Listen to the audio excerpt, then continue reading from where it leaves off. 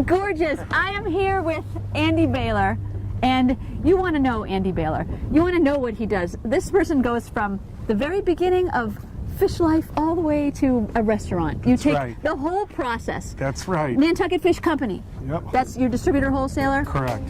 Chatham Pier Fish Market. Yep. That's where you bring them in, you clean them, you also serve and sell. Yeah. Here we are in your oyster farm, Yarmouth Oyster Farm, right off of Great Island, where you get the oysters. And you also keep the baby oysters in a nursery in your yard. That's exactly it. You start from the beginning to the end, and it goes right from me through my companies to the consumer. So right now, we're at your gorgeous farm, and we're going to harvest some oysters. Nice bag full.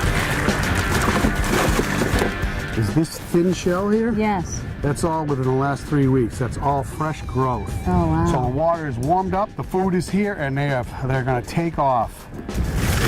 So how many do you want to shuck tonight? 300, 400?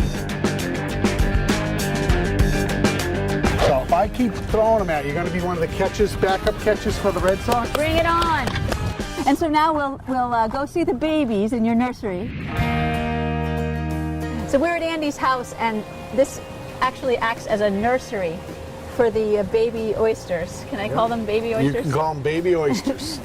So tell us about this. What do you call it? This is an upweller, where you force the water through these screens to feed the young oysters. It avoids predation, so they survive quicker. They grow 3-4 times quicker. And then you'll transfer them to the oyster farm itself in the cages. But right now, these have been in here for about a week. Look at that. And they've actually Can I touch it? tripled, quadrupled in size. They're doubling size every day. Other people have pools in their backyard. Yeah. Andy has a nursery. Has a little farm. Oh, that is so cool. So we came from the Chatham Pier, and today's a commercial bass season day. The boats have landed quite a few fresh stripers. We have brought one over from the pier, and we're going to fillet it up here for our dinner over at Bluefin Sushi and Sake Bar. We scale this fish because we like to leave the skin on.